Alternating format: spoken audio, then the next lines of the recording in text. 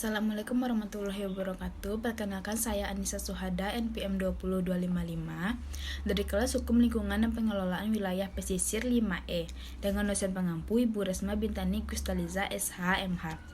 Baiklah, pada video ini saya akan menjelaskan salah satu materi hukum lingkungan, yaitu pengaturan hukum lingkungan dalam peraturan perundang-undangan di Indonesia. Penegakan hukum lingkungan dapat didefinisikan sebagai penerapan kekuatan hukum pemerintah untuk memastikan kepatuhan dengan peraturan lingkungan dengan cara yang pertama, sebuah supervisi administratif kepatuhan dengan peraturan lingkungan, terutama kegiatan pencegahan. Yang kedua, tindakan administratif atau sanksi dalam kasus ketidakpatuhan.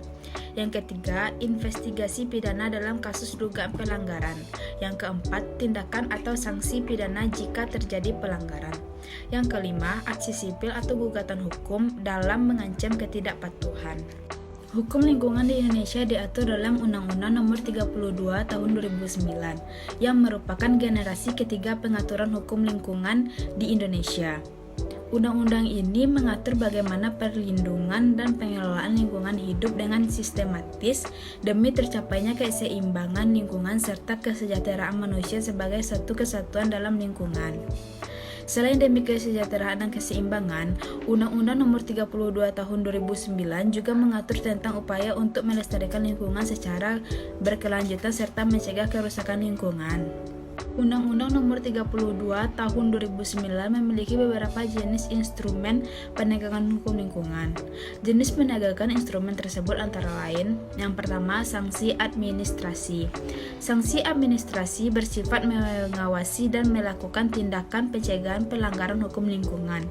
Sanksi administrasi terdiri atas teguran tertulis, paksaan pemerintah, pembekuan izin lingkungan, dan pencabutan izin lingkungan. Yang kedua, penyelesaian sengketa lingkungan di luar pengadilan. Penyelesaian ini bersifat musyawarah antar masyarakat agar terjaminnya mufakat antara kedua belah pihak. Kedua pihak dapat menggunakan jasa mediator atau pihak ketiga yang bebas dan tidak memihak untuk membantu menyelesaikan sengketa. Penyelesaian di luar pengadilan dilakukan untuk tercapainya bentuk dan besaran ganti rugi, tindakan pemulihan paksa kerusakan, jaminan agar pencemaran dan kerusakan lingkungan tidak terulang kembali, dan mencegah meluasnya dampak negatif yang ditimbulkan. Yang ketiga, penyelesaian sengketa lingkungan di pengadilan. Penyelesaian melalui pengadilan dilakukan apabila terdapat pihak tertentu yang dirugikan secara materi sehingga pihak yang bertanggung jawab wajib untuk membayar sejumlah uang tergantung putusan pengadilan.